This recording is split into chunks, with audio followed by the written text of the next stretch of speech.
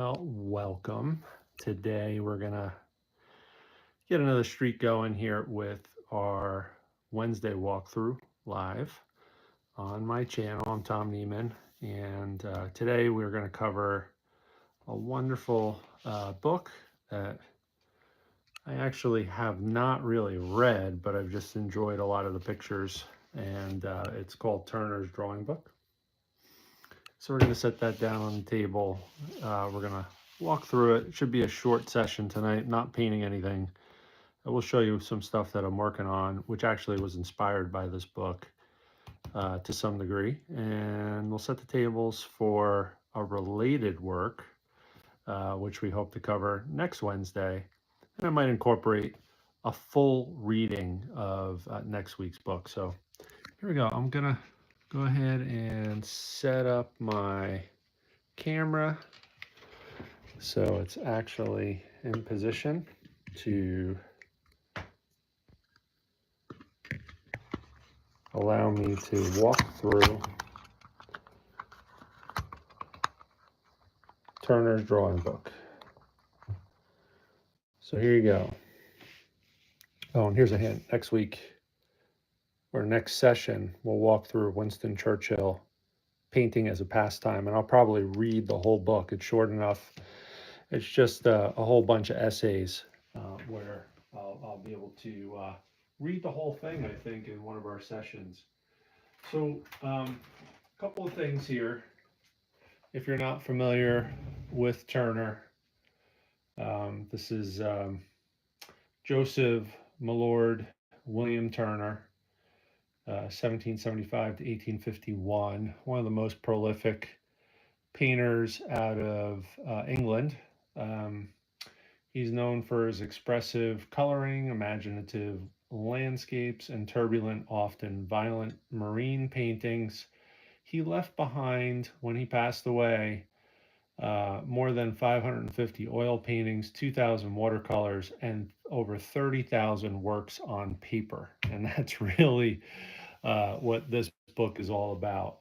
Just incredible volume of work. And he commercially became successful at a very young age. He won some pretty prestigious contests. As I understand it, his father owned some sort of shop. He was a merchant, and he was able to, or maybe he was a barber, if I remember correctly. He was able to put some of his works up for sale in his shop, and he had early success. So, um, anyway, I know a lot of people do know who he is. I'm not going to go into a full lesson. And once again, I have not really read this book, so I'm not going to share very many insights. Just going to show you what's in there. I was actually able to find this wonderful book in a used bookstore, and I think I got it for $6. So, one of the best bargains I've ever come across. So, here we go.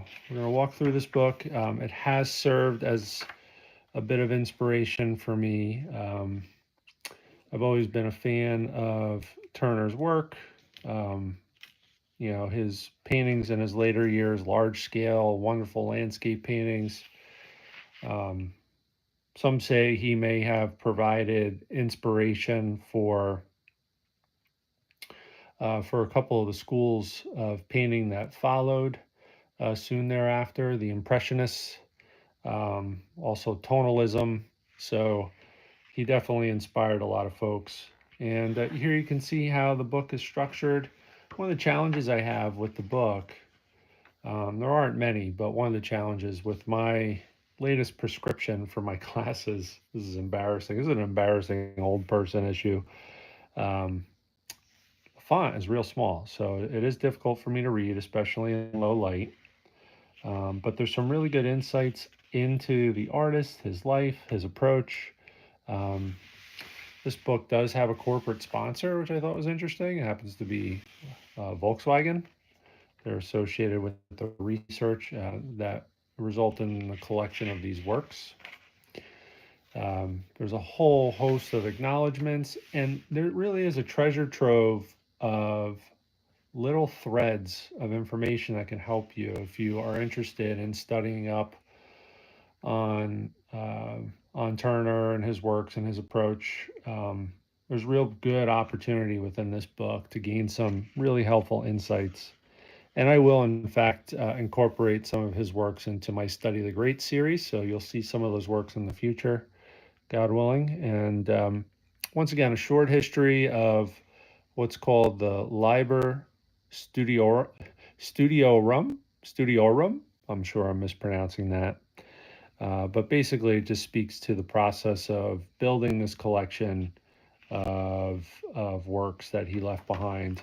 And most of them are some iteration of drawings, etchings, watercolor works, and in some cases, combinations, line and wash sort of works, etchings with watercolor incorporated, and he gets just some phenomenal effects. I wish these plates that are in here for the pictures for his works were color.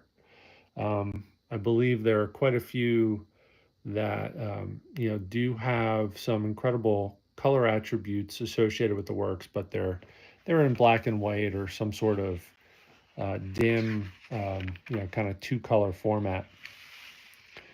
So you have all kinds of notes, his notebooks. You have works like this, Lake of Thun from 1808. And if you just look at that, that's etching, mezzotint, and pencil, and it's the engraver's proof. So he was using that for some sort of printing process. Mezzotint, I have not looked that up yet, but I think it's some sort of translucent or transparent colorized ink that was used to tint the work of art and create some interesting effects. So for the most part, I'm not going to give you very many insights. I'm just going to page through and show you examples of the work. Here we have Huntsman in the Woods. We have two versions of it. I'm sorry, one version of it from 1824, pencil and watercolor. Just look at the detail there. I'm not sure of the scale of this work, but just phenomenal, beautiful draftsmanship. And you have Cyan House at Isleworth, pencil and watercolor. And it's actually inspired me to experiment a little bit more with pencil and watercolor. I'm a newbie when it comes to watercolor, and I'm slowly making progress. And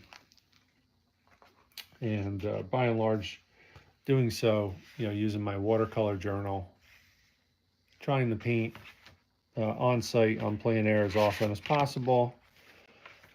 Sometimes also using some mix of plein air notes and then finishing up in the studio later when I'm short on time, like I did in this case. This is a rendering of a scene at a park in Allentown, Pennsylvania, about 40 minutes away from our home here in the Poconos. I was basically sitting in my car doing work, waiting for a track meet to start.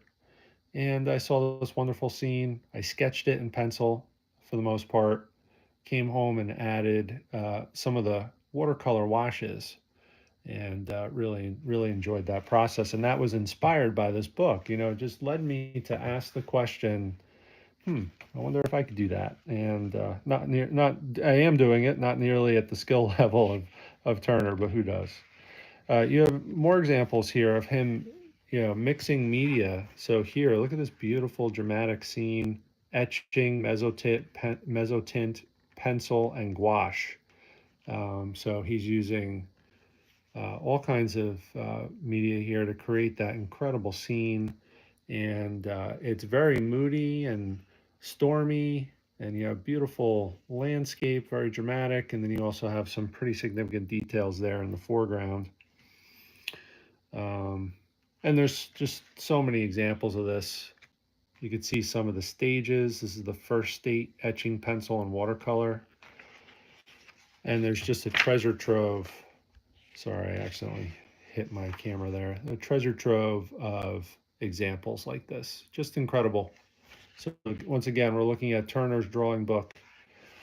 And so there are, let's see, I'm going to take out the footnotes and the endnotes. And I'll tell you how long this is, and then we'll start paging a little faster just to get to the pictures, and I'll show you some more examples of works that I've done recently that have been inspired just by looking at this beautiful art. Not necessarily inspiring me to try and copy it or do additional study of the greats series entries, just observing the quality of the work and the multimedia approach. In many cases, using pencil, pen, etching. But here you go. So there are 157 pages of just beautiful examples of incredible work left behind by Turner. And I would encourage you, if you can find a copy of this book, you probably can on Amazon. You might be able to visit your local used bookstore like I did here. And as mentioned earlier, I picked this copy up, which is a little worn. The binding's pretty secure, but most of the wear and tear on this particular copy was inflicted by me. And you get to look at some of these beautiful works, which give you really good ideas. You can see here, um, I'm not sure of the order because once again, I haven't read all the text here, but it looks like maybe two versions of the same scene. Um, you have Inverary Pier at Loch Flynn in the morning. So maybe the fog was lifting and that was kind of the scene. And you have the same scene here with clearer weather conditions. So you can see the distant background quite a bit more. And there's a boat and some other activities going on and a lot more detail. So just wonderful. Like so many greats, studying the same scene in different conditions. Um, Here you have Martello Towers at Bexhill. So I guess this is picturesque views on the southern coast of England, 1817. Line engraving, first published date. So once again, just so many examples of beautiful works. Um, let's see here if we can find some more interesting, unusual stuff, and I think you will here. You have and some etchings and engravings. So it says, what does it say here on the left-hand side? Laufenburg on the Rhine, etched by J.M.W. Turner and engraved by Thomas Hodgetts. And the drawing here was created in pencil and watercolor on white wove writing paper. Um, oh, and it gives the dimensions here. So it looks like 7 inches by 10 and 1/8 inch, circa 1808. And you can see just the beautiful draftsmanship here. So if you're like me and you've been introduced to um, Turner through some of his later works in his later years, he did these grand paintings that just had incredible color effects. He also was obviously a very talented draftsman, and I think he started as a watercolorist.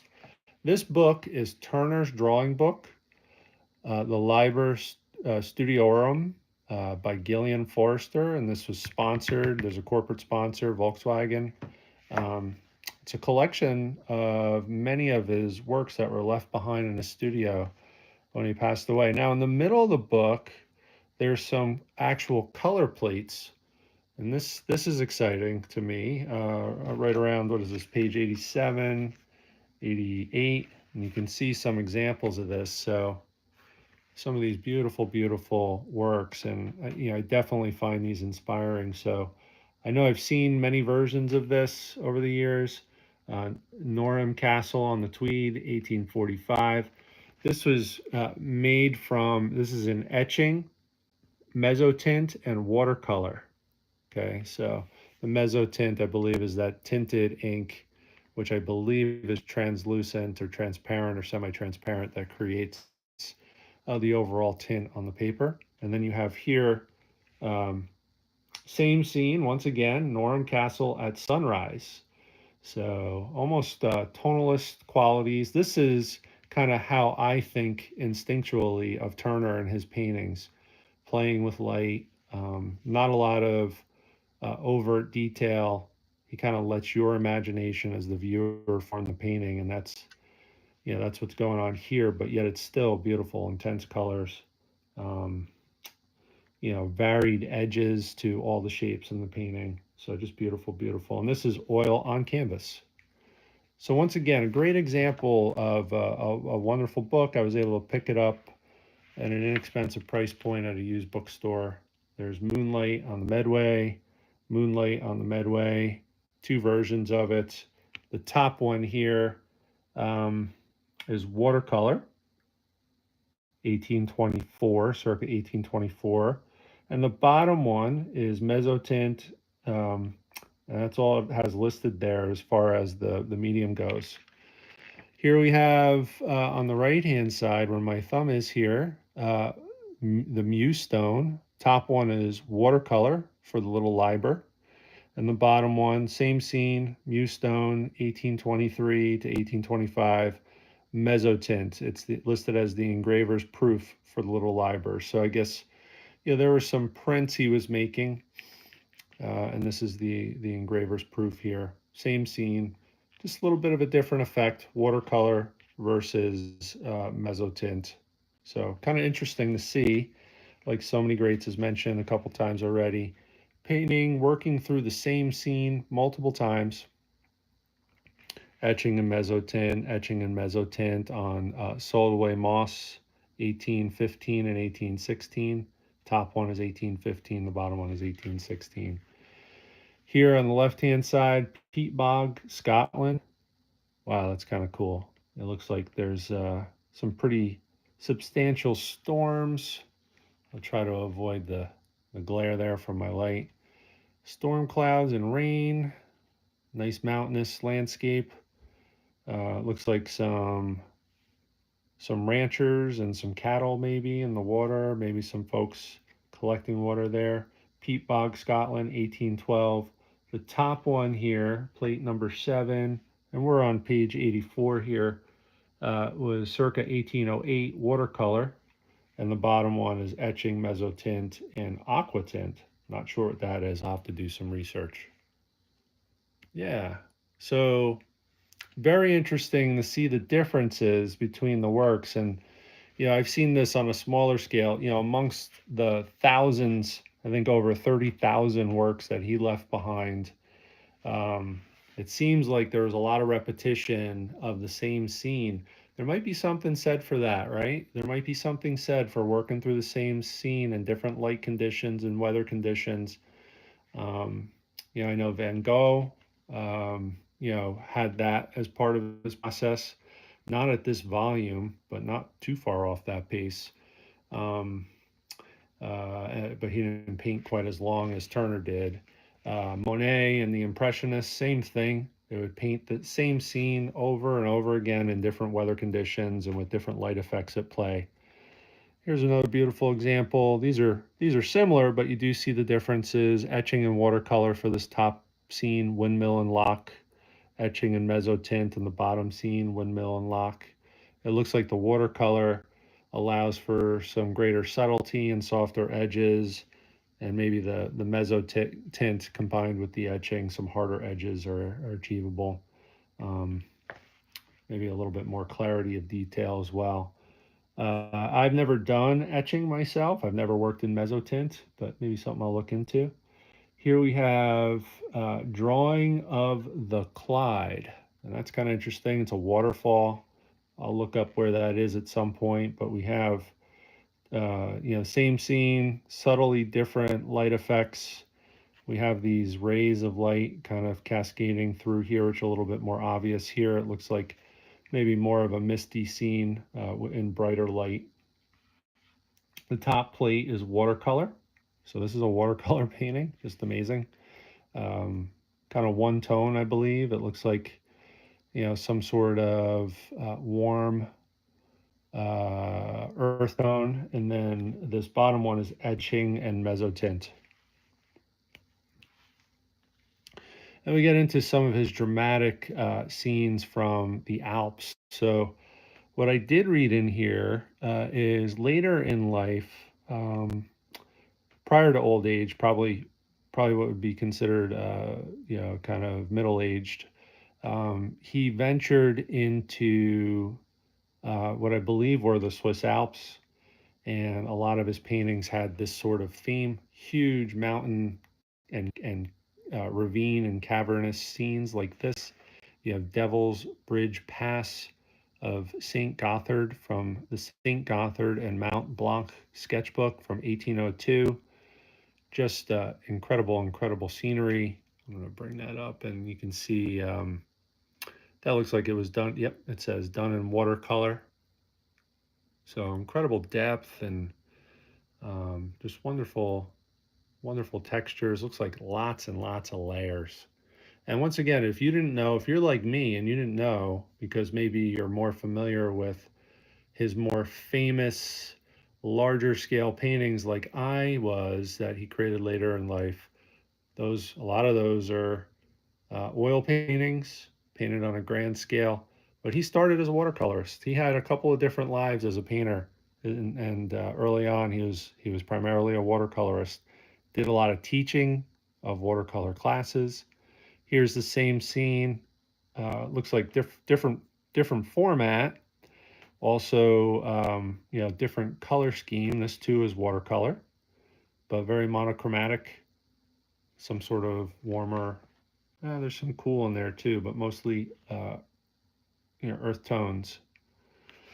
And there's just so much. I'm not going to go through this. I'm not going to spend a lot of time on this. I just wanted to introduce this to you and kind of share. This has been a huge ongoing inspiration for me. And I've looked through it, read it in bits and pieces. Haven't read the whole thing, but I will eventually make my way through the whole thing. There's no doubt about it. And oh, look here, I think he did this scene maybe 4 times. So this is the Fall of the Clyde in Lanarkshire at noon. And there's, what is that called? The Vitae Akenside's Hymn to the Naiads, exhibited in 1802, watercolor.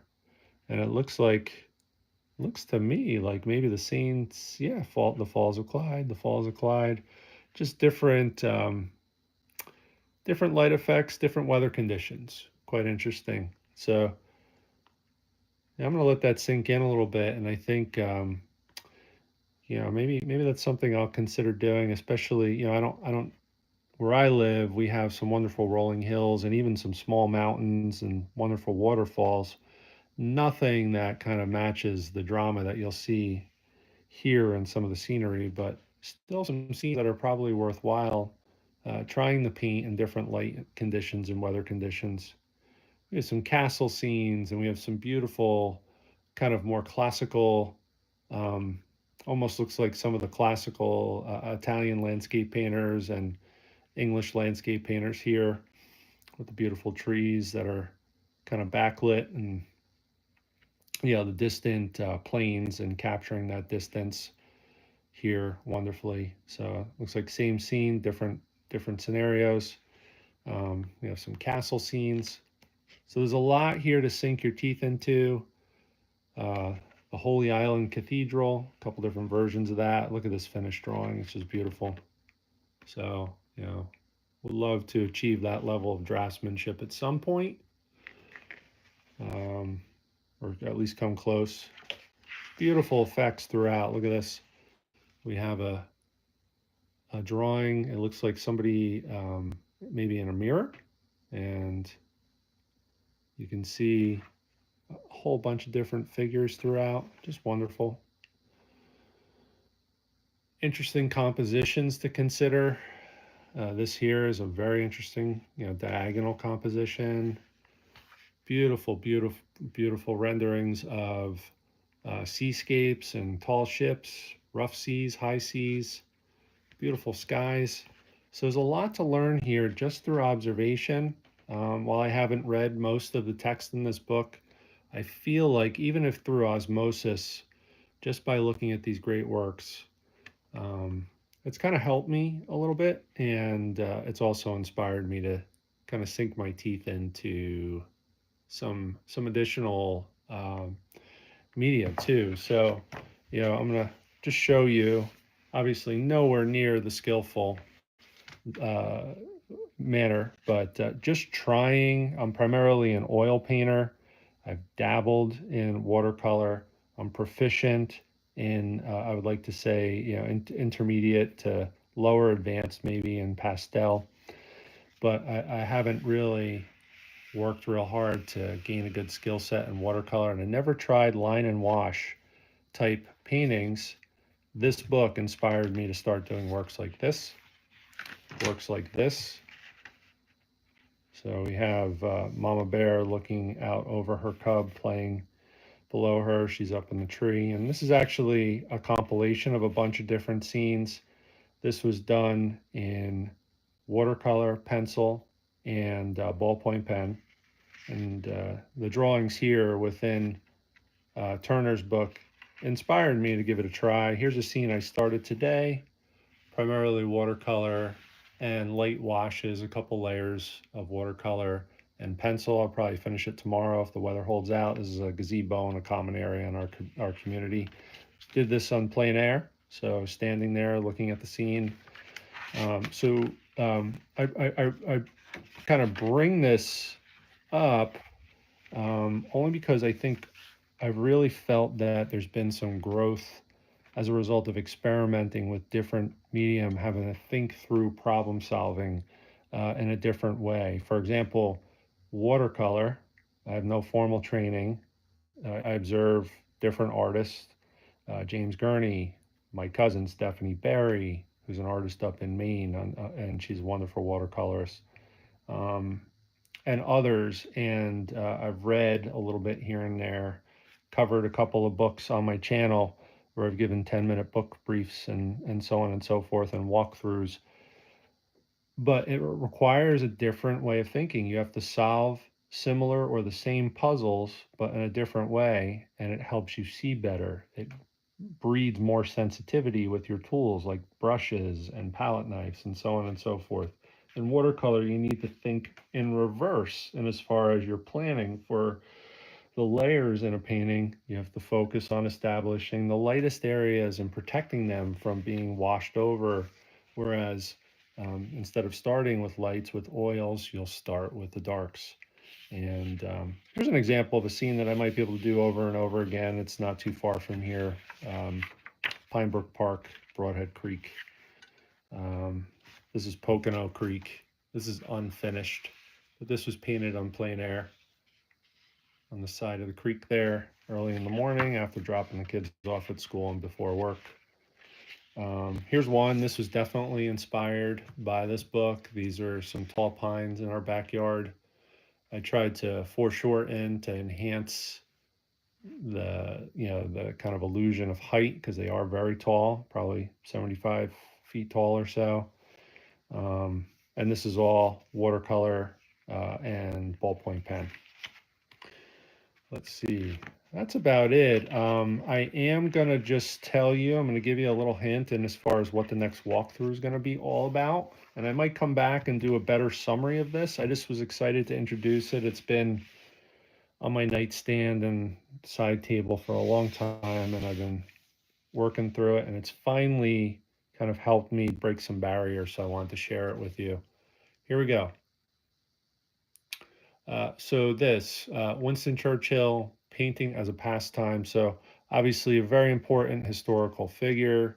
A lot of people argue he is, obviously there's two sides to every story, but a lot of people consider him to be someone who, in almost a singular fashion, has as much responsibility as anybody for saving Western civilization, with the rise of the axis of evil, the Nazis, World War II, leading Great Britain, leading England through that very trying time. Winston Churchill,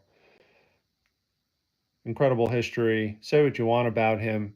He was a painter by vocation. So that's what this book is all about. It's a mix of essays spliced together where he talks about his love of painting and how he learned to paint.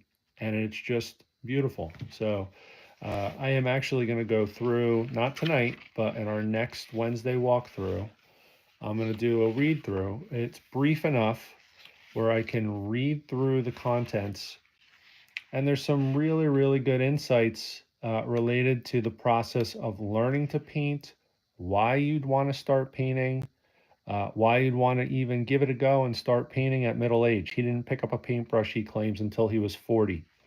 So obviously back then, what do they say? 50 is the new 30. So I guess, he was midlife at that point in time. And there's just really, really good insights, a lot of which align with some of the training that you'll find in workshops, and just some beautiful, beautiful ideas expressed in here. I'm not quite done yet. I've been reading it in dribs and drabs here and there. You can pick it up and put it down. It does provide some inspiration and some insight. And there's a surprising link to Turner. There's a connection. So he was a big fan of Turner amongst other painters, and did a lot of studying of his actual original paintings in museums, and learned some lessons, some powerful lessons that he shares in here. And let's see if I can find maybe one good quote.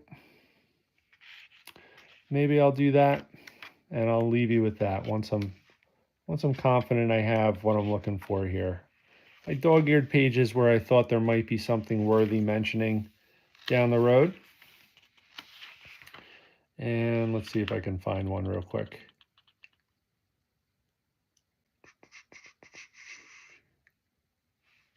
Let's see. He talks about some of his anxiety and worry. I'm sure he had PTSD. He was somebody who saw combat earlier in life and obviously had to make some very difficult decisions. So here we go.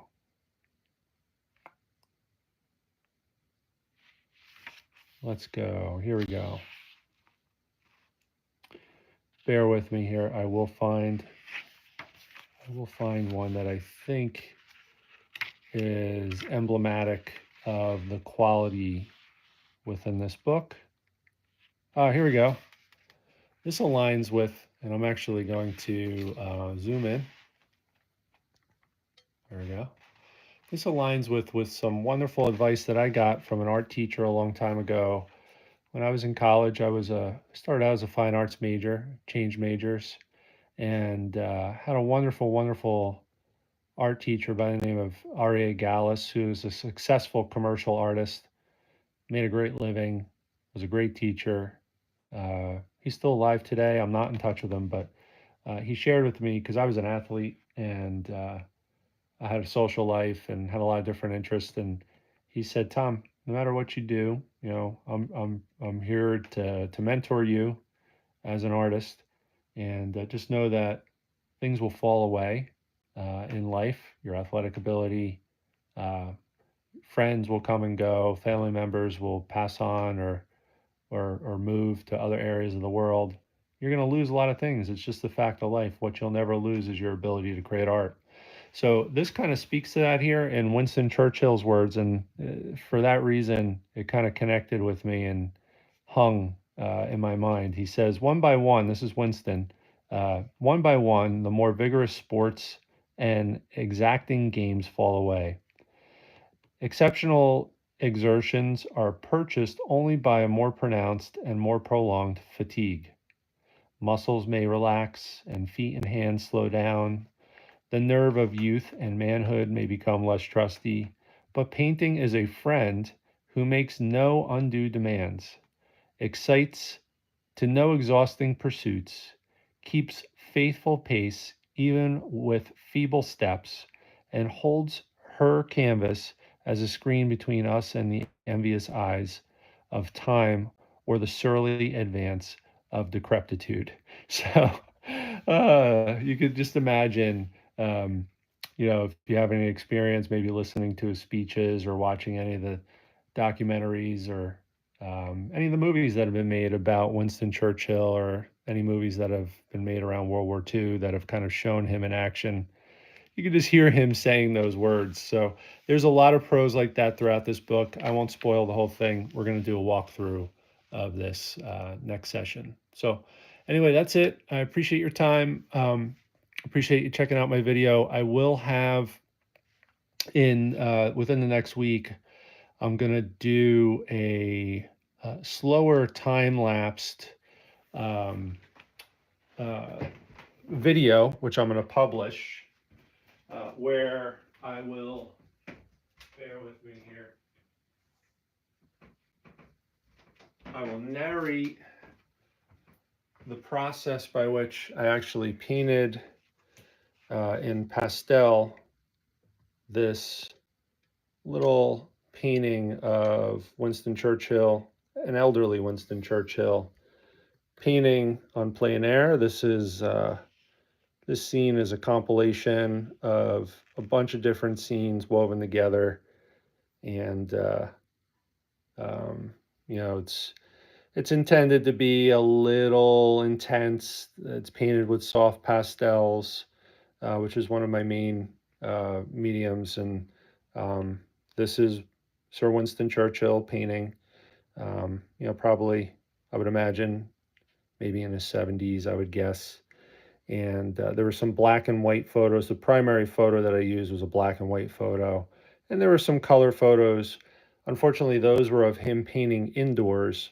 And I kind of spliced all of those together to create this scene. So I'm going to, within the next week or so, I'll post a narrated video of this process. It'll be sped up probably 8 or 10 times the normal speed. So the video itself will only take maybe about 8 or 10 minutes, but I'll provide some insight into the approach that I took to create this scene.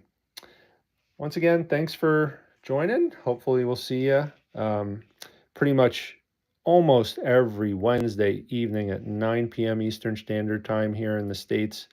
We'll go live and we'll do a walkthrough like this. Just share some ideas around what's going on in my studio, what I'm working on, new things that I've learned that resonate with me. And the intent is really just to share, share what I'm learning as I make my way, through my own painting journey. Like Winston Churchill, probably the only way that I'm like him is, in midlife here. At the age of probably my mid 40s, I, picked this up not for the first time, like Winston Churchill. Um, Kind of an on again, off again artist for the first 45 years of my life. And just lately, it's just been a great way to spend time. Made a few bucks, selling some paintings and getting some commissions and those sorts of things. So, I hope to continue to improve and share what I'm learning as I go, in hopes that it might help some folks. It's a great outlet for me. It could be for you as well. Anyway, thanks again. Hope you have a great evening. Take care, and hopefully we'll see you again next time.